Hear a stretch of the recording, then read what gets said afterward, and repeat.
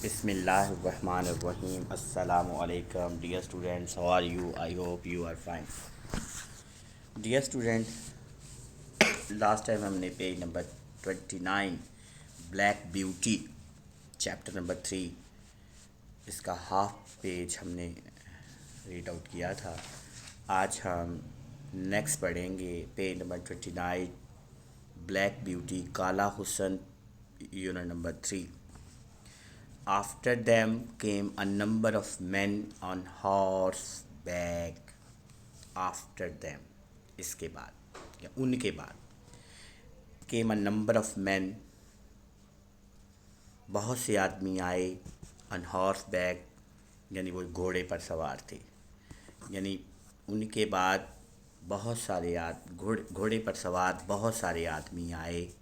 Some of them, उनमें से कुछ इन ग्रीन कोट्स सब्ज कोटों में थे, यानी उन्होंने सबज कोट पहने। उनमें से कुछ लोगों ने सबज रंग के कोट पहने हुए थे। तो हम तर्जुमा कुछ इस तरह से करेंगे कि इनमें से कुछ सब्ज कोटों में थे। All galloping as fast as they could, और वो सारे जो थे ना, जितनी जल्दी हो सकता था वो दौड़ रहे थे, यानी सर पर दौड़ रहे थे। यानी सब जितनी जल्दी मुमकिन हो सके सर पर दौड़ रहे थे। सर पर दौड़ने का मतलब होता है बहुत तेज़ी के साथ। गैलोपिंग का मतलब होता है रनिंग ऑफ हॉर्स, यानी वो दौड़ रहे थे। वो सारे के सारे जो घुड़सवार थे ना, घुड़सवार थे, घोड़े वो जो थे वो सारे। गैलोपिंग का मतलब ही रनिंग ऑफ हॉर्स, यानी कि घोड़े का दौड़ना। यानी वो सारे के सारे जितनी जल्दी हो सके सर पर दौड़ रहे थे। दी ओल्ड हॉर्सेस स्नॉटेड, स्नॉट का मतलब होता है खराटे मारना, यानी बूढ़े घोड़ों ने खराटे मारे। एंड लुक्ड ईगरली आफ्टर देम, और बेताबी से इनका पीछा करने लगे। यानी बूढ़े घोड़े जो हैं उन्होंने खराटे मारे और बेताबी से उनका पीछा करने लगे। एंड वी यंग कॉर्ड्स, और हम छोटे बच्चे जो थे, wanted to be galloping with them, हम भी उनके पीछे सर पर दौड़ना चाहते थे। But they were soon away, लेकिन वो जल्दी दूर चले गए। इनटू द फील्ड, खेतों में, लोअर डाउन नीचे, लेकिन वो जल्द ही नीचे खेतों में दूर चले गए। Here it seemed as if they had come to a stand, यहाँ पर वो ऐसा लगता था कि वो वहाँ पर जाकर खड़े हो गए हों। कम टू अ स्टैंड का मतलब होता है खड़े हो जाना। तो यहाँ पर ऐसे लगता था कि वो दूर जाके खड़े हो गए हों। The dogs left of barking, the dogs left of barking, कुत्तों ने भौंकना छोड़ दिया था। लेफ्ट ऑफ का मतलब, लीव ऑफ का मतलब होता है छोड़ देना। लेफ्ट ऑफ सेकंड फॉर्म लगी है, पास्ट एंड डेफिनेट टेंस है, छोड़ देना, छोड़ दिया। कुत्तों ने भौंकना छोड़ दिया। And ran about every way with the noses to the ground, और अपनी नाक के साथ ज़मीन पर हर तरफ भागे। यानी कुत्ता जब कोई चीज़, जो डॉग्स होते हैं, कुछ चीज़ जब ढूंढ रहे होते हैं तो ज़मीन की तरफ अपना नाक करके वो सूंघ रहे होते हैं।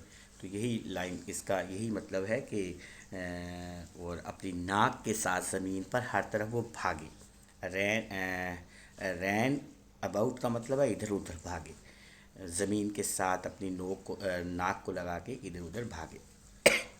दे have lost the scent said the old horse, बूढ़े घोड़े ने कहा। They have lost the scent, वो खुशबू खो चुके हैं, यानी वो खुशबू खो चुके हैं।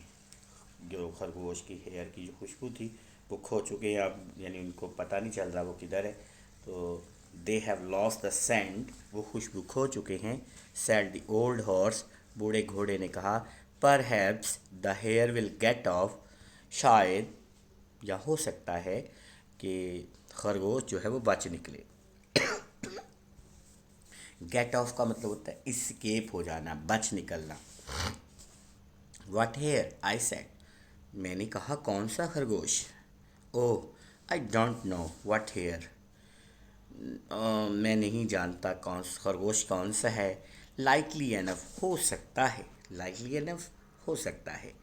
इट मे बी, कि ये हो, ऑफ आवर ऑन हेयर्स, हमारे अपने खरगोशों में से, आउट ऑफ द वुड्स, यानी कि जंगल से निकले हुए, यानी ये जंगल में से निकले हुए हमारे अपने खरगोशों में से हो सकता है कोई खरगोश हो। And hare they can find, will do for the dogs and men to run after। और अगर वो कोई खरगोश वगैरह पा लेते हैं, ढूंढ लेते हैं, तो फिर कुत्ते और जवान जो हैं उनके पीछे भागते हैं। यानी उनके भागने के लिए यह काफ़ी होता है कि अगर वो पा लें खरगोश को तो फिर कुत्ते और जवान उनके पीछे भागते हैं। एंड बिफोर लॉन्ग का मतलब जल्द ही। एंड बिफोर लॉन्ग और जल्द ही द डॉग्स कुत्ते बिगेन देयर यू अगेन और जल्द ही कुत्ते अपना यू जो है वो दोबारा शुरू कर देंगे। And back they came all together at full speed और जल्द ही वो एक बार फिर पूरी रफ्तार के साथ वो इकट्ठे हुए दोबारा। एंड बैक और फिर वापस दे केम वो आए ऑल टुगेदर इकट्ठे होके एट फुल स्पीड पूरी रफ्तार के साथ और फिर दोबारा पूरी रफ्तार के साथ वो दोबारा इकट्ठे हुए।